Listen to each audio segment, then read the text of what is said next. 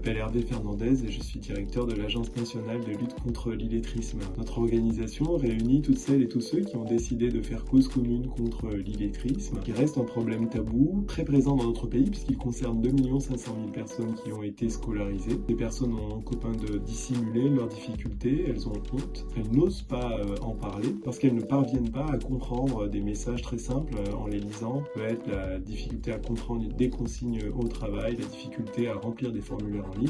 Ces personnes sont dépendantes de leur entourage. Et comme le problème de l'illettrisme est encore masqué, invisible, il faut en parler, il faut donner de l'information. C'est le rôle de l'Agence nationale de lutte contre l'illettrisme, qui consiste à mettre à votre disposition de la connaissance, de l'information à travers des données sur l'illettrisme, la publication d'atlas chaque année. Notre rôle, c'est aussi de vous accompagner dans le développement de vos initiatives par la présence de nos chargés de mission régionaux à vos côtés sur tous les territoires. Notre rôle, c'est aussi de mettre à votre disposition des outils pour que vous soyez en meilleure capacité d'identifier les difficultés liées à l'illettrisme, meilleure capacité d'accompagner les personnes vers des solutions. L'enjeu est très présent dans notre société. L'illettrisme bloque la progression de beaucoup de personnes au travail, dans la vie quotidienne. L'électronisme aussi est très présent, empêche les personnes de faire valoir leurs droits. Le mouvement associatif joue un rôle très important, très tôt pour prévenir des situations d'illettrisme, lorsqu'il s'agit de redonner le goût de la lecture aux tout petits. Par exemple, il s'agit aussi d'accompagner les jeunes dans leurs projets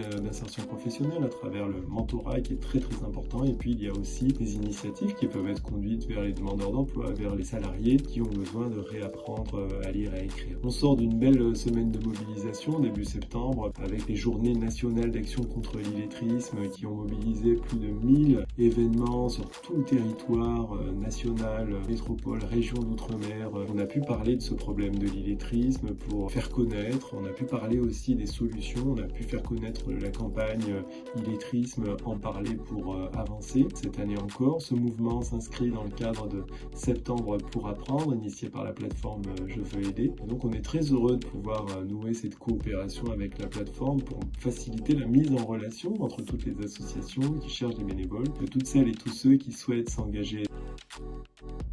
Allez-y, faites le premier pas, accompagnez les associations vers la mise en place de solutions pour les personnes confrontées à l'illettrisme. On peut agir vraiment à tous les âges de la vie. C'est un enjeu très important de citoyenneté, d'émancipation, bien sûr, d'autonomie et de liberté. Donc à l'Agence nationale de lutte contre l'illettrisme, on vous remercie pour votre mobilisation. Comme vous, on est convaincu que l'illettrisme ne doit pas avoir le dernier mot.